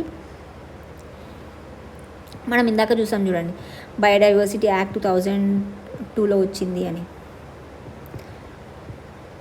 దాని నుండే NBA అని చూసాం కదా, నేషనల్ బయోడైవర్సిటీ అథారిటీ అని. ఇది ఎక్కడుంది, చెన్నైలో ఉంది, ఢిల్లీలో కాదు అనుకున్నాం కదా. So access and benefit sharing అని చూసాం కదా. ABS అంటే వాళ్ళు అదే ట్రైబల్ పీపుల్ ఇన్ఫర్మేషన్ బట్టి వాళ్ళు ప్రాఫిట్ పొందుతారు కదా ఇండస్ట్రీ వాళ్ళు, ఆ మెడిసినల్ ప్లాంట్ యూజ్ చేసి, దాంట్లో ప్రాఫిట్ షేరింగ్. సో దాని నుంచి ఫామ్ అయింది ఇది అనమాట. సో మనం ఇందాక వైల్డ్ లైఫ్ ప్రొటెక్షన్ యాక్ట్ చూసాం కదా 1972. అది ఏం చేస్తుంది అంటే దాని కింద 4 ఉంటాయి అనమాట. NTCA ఉంటుంది, ఇది 2005లో ఫామ్ అయింది. స్టాచ్యుటరీ స్టేటస్ ఏమో 2006లో వచ్చింది. ఇంకొకటి CZA జూది అనమాట, ఇది సెంట్రల్ జూ అథారిటీ, ఇది రెగ్యులేట్ జూది, టైగర్ది. ఇంకొకటి WCCB అనమాట, అంటే ఏంటంటే wild life crime control bureau అనమాట, క్రైమ్ జరగకుండా చూసుకోవడానికి ఇది. ఇంకొకటి ఏముంటుందంటే NBWL అనమాట, national board for wild life. ఇది ఇంపార్టెంట్, ఎందుకంటే దీనికి హెడ్ ఎవరు అంటే ప్రైమ్ మినిస్టర్ అనమాట. ఇలా ఎందుకు ప్రైమ్ మినిస్టర్ హెడ్ ఉన్నారు అంటే, ఇప్పుడు ఒక ఏరియాలో నేషనల్ పార్క్ ఉంది, దాని మీద నుంచి రోడ్డు కానీ ఏదైనా రైల్వే కానీ కన్స్ట్రక్ట్ చేద్దాం అనుకుంటారు. ఇప్పుడు వద్దని చెప్పి మినిస్ట్రీ ఆఫ్ ఎన్వైర్న్మెంట్ చెప్పినా కూడా ministry of roads, ministry of railways ఇక్కడ నేషన్కి ఇంపార్టెంట్ ఇక్కడ నుండి రావడం అలాంటివి కాన్ఫ్లిక్ట్స్ వస్తాయి కదా. కాన్ఫ్లిక్ట్స్ ఆఫ్ ఇంట్రెస్ట్ వచ్చినప్పుడు ఏం చేస్తారంటే ప్రైమ్ మినిస్టర్ హెడ్గా ఉంటే అప్పుడు ఇతని డెసిషన్ ఫైనల్ ఉండాలి కదా. సో అలాంటి దానికోసం అని చెప్పి national board of wild life అనేది క్రియేట్ చేశారనమాట. ఇంకా ఇది క్రైమ్ కోసం WCCB, ఇదేమో జూ కంట్రోల్ చేయడానికి, ఇదేమో టైగర్ చూసుకోవడానికి. సో ఈ 4 అనేది ఉంటాయి అన్నమాట దీని కింద. WPA 1972 కింద ఉంటుంది అనమాట. ఇందాక చూసాం కదా ఫారెస్ట్ సర్వే ఆఫ్ ఇండియా, ఇవి ఆఫీసెస్ అని చూసాం కదా, నేషనల్ ఆఫీసెస్ అని. సో ఇదేమో డెహ్రాడూన్లో ఉంది, 1981లో అన్నమాట. అది డెహ్రాడూన్ 1981లో ఫామ్ అయింది, గుర్తుపెట్టుకోండి ఇయర్. 1980 ఎన్విరాన్మెంట్ ప్రొటెక్షన్ యాక్ట్ వస్తుంది కదా, సారీ ఎన్వైర్న్మెంట్ కాదు, ఫారెస్ట్ యాక్ట్ వస్తుంది కదా. 1981ది ఫారెస్ట్ సర్వే ఆఫ్ ఇండియా వస్తుంది అనమాట, డెహ్రాడూన్తో వస్తుంది. ఇదే every year Indian state of forest report release చేస్తుంది. ఎవ్రీ 2 yearsకి ఒకసారి బైనియల్గా వస్తుంది. ఇది జూలాజికల్ ఇంకా బొటానికల్, ఈ 2 కోల్కతాలో ఉంటుంది అనమాట.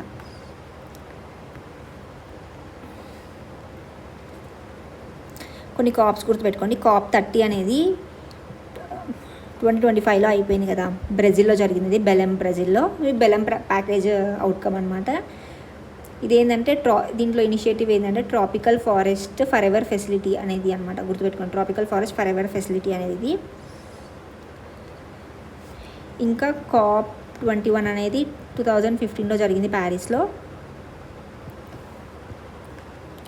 ఇప్పుడు జరగబోయే COP ఏంది అంటే COP 31 కదా. ఇది ఇప్పుడు ఎక్కడ జరుగుతుందంటే టర్కీలో జరుగుతుంది.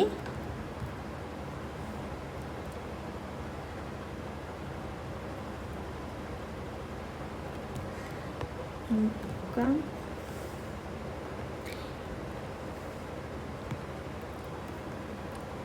సో ఈ రామ్సర్ కన్వెన్షన్ అనేది 1971లో జరిగింది కదా. ఇది వెట్లాండ్ కన్జర్వేషన్ కోసం కదా. సో ఈ రామ్సర్స్ ఈ వెట్లాండ్స్ ఏవైతే థ్రెటన్లో ఉన్నాయో వాటిని ప్రొటెక్ట్ చేయడానికి కోసమని ఒకటి తీసుకొస్తారు, మాంట్రెక్స్ రికార్డ్ అని. సో దీనివల్ల వెట్లాండ్ని ప్రొటెక్ట్ చేయడానికి తీసుకొస్తారనమాట, ఏవైతే డ్యామేజ్ అలాంటివి అనమాట. వియన్నా కన్వెన్షన్ అనేది 1985లో వస్తుంది. ఇది ఏంటంటే ఓజోన్ లేయర్ డిప్లీషన్ ప్రొటెక్షన్ కోసం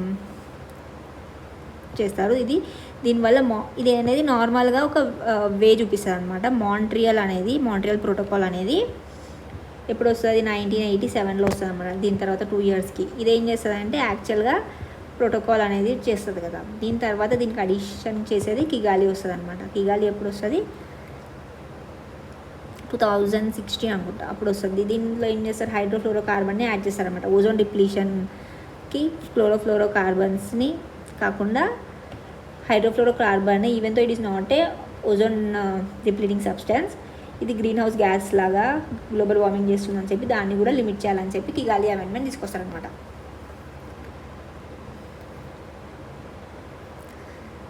సైట్స్ అనేది ఇంటర్నేషనల్ ట్రేడ్ చూసుకుంటుంది కదా, బిట్వీన్ ద గవర్నమెంట్స్ సైన్ చేస్తారనమాట. అది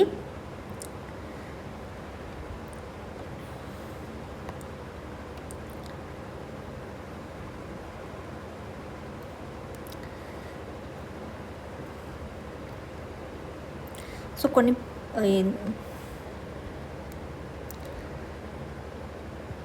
కయోటో ప్రోటోకాల్ అంటే ఏంటంటే ఏవైతే డెవలప్డ్ ఉంటాయో వాటికే రిస్ట్రిక్షన్స్ చేస్తాయన్నమాట. అదే ప్యారిస్ అయితే డెవలపింగ్ అన్నిటికీ 2015లో తీసుకొస్తారు. ఇది 1997లో కయోటో ప్రోటోకాల్ 1997ది. దీంట్లోనే 6 మేజర్ గ్రీన్ హౌస్ గ్యాసెస్, అది ఈ ప్యారిస్ దాంట్లోనే మనం చూస్తాం కదా, 1.5 వరకు చేయగలిగితే చేయండి, 2 కంటే తక్కువ పెరగనివ్వాలి. ప్రీ ఇండస్ట్రియలైజేషన్ ఎరా కంటే ఇప్పటికీ 2 degrees సెంటిగ్రేడ్కి మాత్రమే టెంపరేచర్ అనేది హీట్ అయిపోవాలి అన్నట్టు అనమాట. అదే బయోడైవర్సిటీ మ్యాట్రిక్స్లో 2 ఉంటాయన్నమాట. సిబిడిలో కార్టిగా ప్రోటోకాల్ ఒకటి ఉంటుంది, ఇంకొకటి నగోయా ప్రోటోకాల్ అనేది. కార్టిగా అనేది 2000లో వస్తుంది, ఇదే నగోయా అనేమో 2010లో వస్తుంది అనమాట. సో ఇది ఏంటంటే safe handling of the genetically modified organisms కోసం కార్టిగా తీసుకొస్తారు. నగోయా ఏంటంటే ఇందాక చూసాం కదా ABS, దానికోసం అనమాట. Fair sharing of genetical resources, వాటికి షేరింగ్ ప్రాఫిట్ కూడా షేర్ చేయాలి ట్రైబల్ కమ్యూనిటీతోని, అలాంటిది. సో 2010లో నగోయా తీసుకొస్తారు. కార్టిగానా ఏమో 2000లో తీసుకొస్తారనమాట. ఫస్ట్ స్టాక్హోమ్ అవుతుంది 1972లో. దాని తర్వాత ఇక్కడ నుండే UNEP వస్తుంది. ఫస్ట్ గ్లోబల్ ఎవర్ మీట్ అంటే 1972దే అనమాట స్టాక్హోమ్ది, ఓన్లీ 1 Earth. దాని తర్వాత రియో ఎర్త్ సమ్మిట్ జరుగుతుంది 1992లో. దాని నుండి 3 వస్తాయి కదా, UNFCCC, UNCCD, CBD. ఈ రియో దాన్ని అన్సెడ్ అని కూడా అంటారు. దీని నుండి అజెండా 21 కూడా తీసుకొస్తామంటే 21st century కోసం సస్టైనబుల్ యాక్షన్ ప్లాన్ అనమాట. ఇంకా రియో డిక్లరేషన్ కూడా వస్తుంది. సైట్స్ అనేది 1973.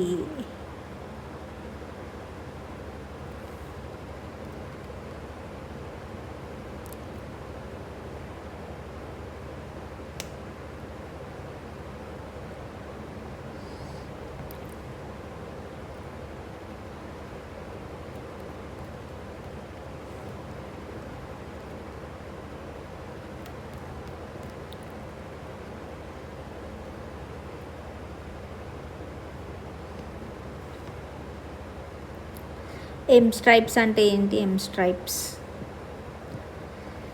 మనం ఇందాక ప్రాజెక్ట్ టైగర్ చూసాం కదా. ప్రాజెక్ట్ టైగర్ అనేది 1973లో తీసుకొస్తారు. సో ఇది ఫస్ట్ స్టార్ట్ చేసింది జిమ్ కార్బెట్లో స్టార్ట్ చేస్తారు కదా, national park, Jim Corbett national park. So దాని తర్వాత ఇది మర్జ్ చేస్తారనమాట ప్రాజెక్ట్ ఎలిఫెంట్తోని.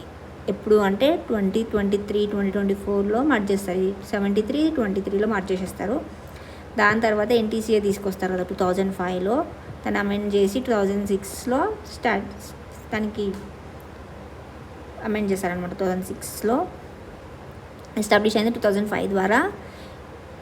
ఇది మినిస్ట్రీ ఆఫ్ ఎన్విరాన్మెంట్ కింద ఉంటుందన్నమాట. సో M-Stripes అంటే ఏంటంటే టైగర్స్ని మానిటర్ చేయడానికి కోసమని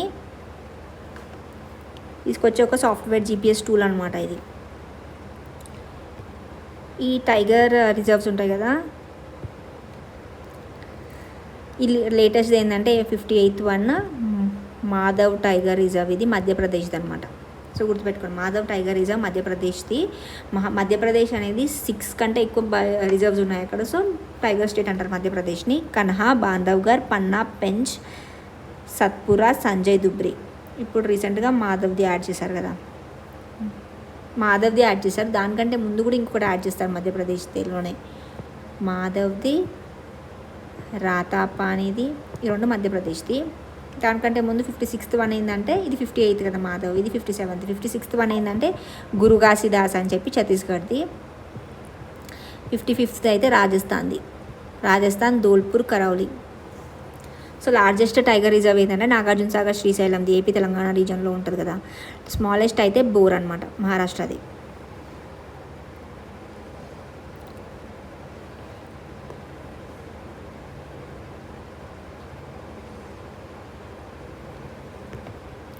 ఈ ఎన్విరాన్మెంట్ ప్రొటెక్షన్ యాక్ట్ అనేది గుర్తుపెట్టుకోండి.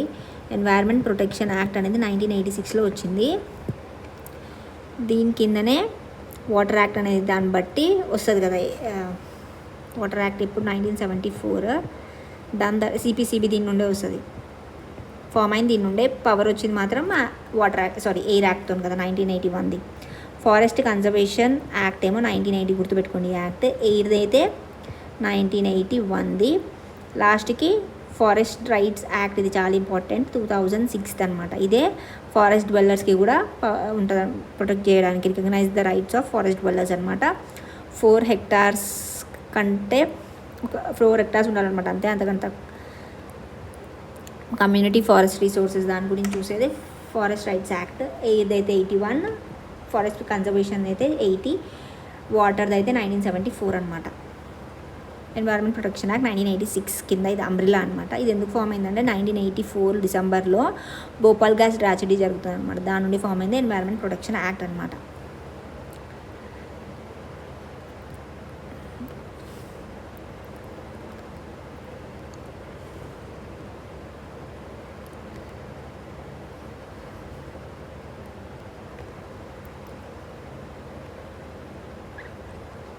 సో గుర్తుపెట్టుకోండి, బయోసేఫ్టీకి అయితే కాటియానా, నగోయా.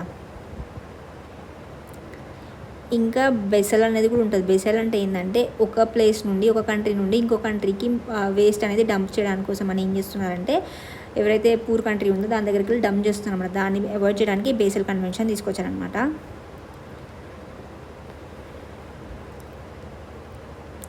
బేసల్ కన్వెన్షన్ 1989లో తీసుకొస్తారు.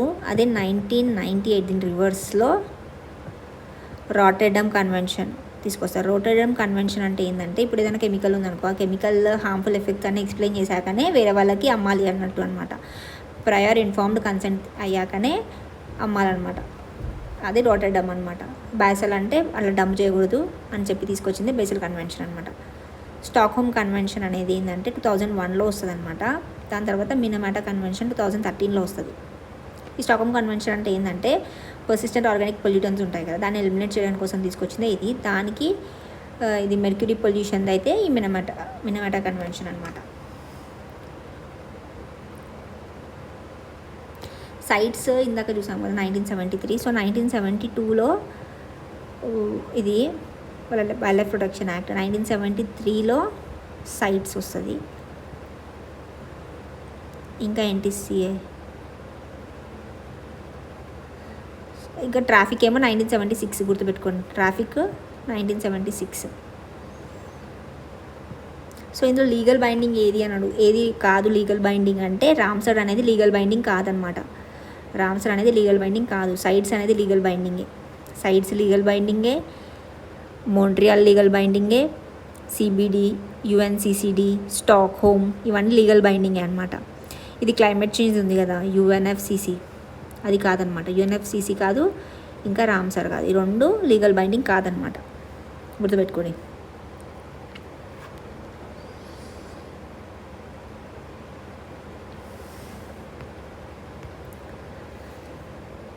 యుఎన్ఎఫ్సిసి 1992లో ఫామ్ అవుతుంది అనమాట. ఇది రియో సమ్మిట్ నుండి ఫామ్ అవుతుంది కదా, దాని నుండి క్యోటో ప్రోటోకాల్, ప్యారిస్ అగ్రిమెంట్ వస్తుంది కదా. క్యోటో ప్రోటోకాల్ 1997, ప్యారిస్ ఏమో 2015. COP28 కూడా ఇంపార్టెంట్. COP21 ఏమో ప్యారిస్ది కదా, 2015లో జరుగుతుంది. దాని నుండే ఇంటర్నేషనల్ సోలార్ అలయన్స్ వస్తుంది కదా. COP28 కూడా ఇంపార్టెంట్, దుబాయ్లో జరుగుతుంది. ఇది COP21, ఇది COP28 దుబాయ్లో జరిగింది 2015. ఇది 2023, Dubai. Loss and damage fund ఇది.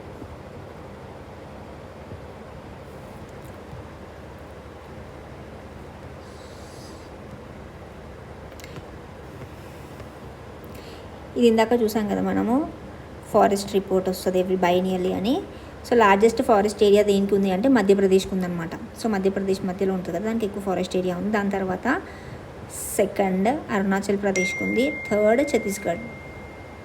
మ్యాక్ అని గుర్తుపెట్టుకోండి, మ్యాక్.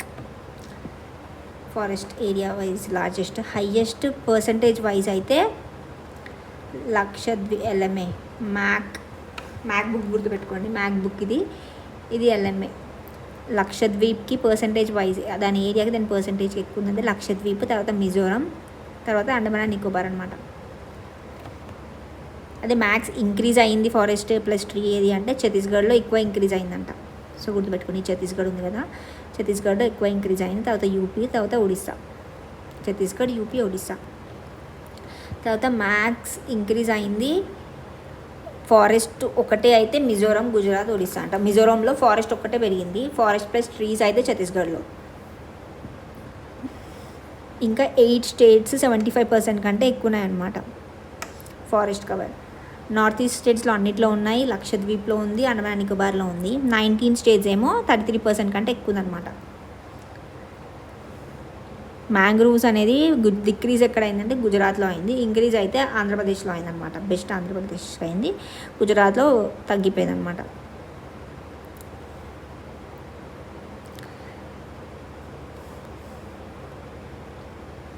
ఎంత ఉంది మొత్తం ఫారెస్ట్ కవర్ అట్లా అడుగుతారు కదా.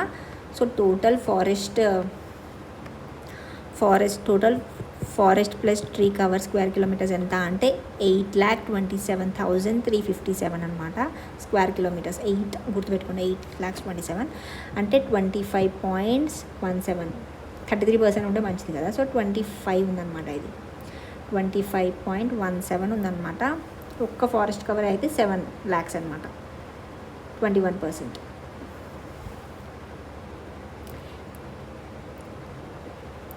సో ఫారెస్ట్ కవర్ అంటే ట్రీ అవన్నీ చూసుకోండి, ఏది క్వశ్చన్ అడుగుతున్నారో దాన్ని బట్టి. సో ఇది 1 June 1981లో ఫామ్ అయిందనమాట, ఫారెస్ట్ సర్వే ఆఫ్ ఇండియా. అది బైనియల్గా ఈ రిపోర్ట్ రిలీజ్ చేస్తుంది. డెహ్రాడూన్, ఉత్తరాఖండ్లో ఉంది దాని హెడ్ క్వార్టర్స్ అనేది. Ministry of environment and forest climate change కదా. బైనియల్గా రిలీజ్ అవుతుంది. 1997 నుండి ఫామ్ అయింది 1981. సో COP31 ఎక్కడ జరుగుతుంది? COP31 2026 నవంబర్లో తుర్కీలో జరుగుతుంది. అంటల్యా, తుర్కీలో జరుగుతుంది అన్నమాట.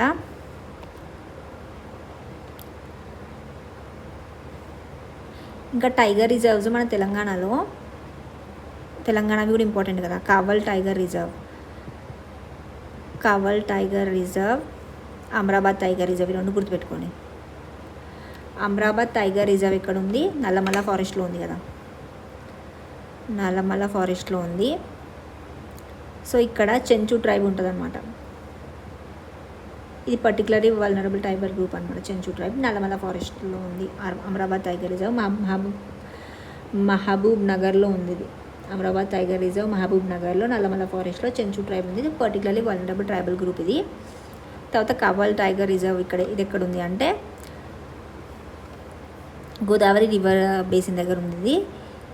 ఇది మహారాష్ట్ర, ఛత్తీస్గఢ్ ఇంకా తెలంగాణ ఈ మూడు కలిపి ఉందన్నమాట. ఇది మహారాష్ట్రలో దీన్ని ఏమంటారంటే తదోబా అందారి అంటారు, ఛత్తీస్గఢ్లో దీన్ని ఇంద్రావతి అంటారు. సో తదోబా, అందారి, ఇంద్రావతి, ఇక్కడనేమో కవల్, మూడు కలిసిందే ఇదనమాట.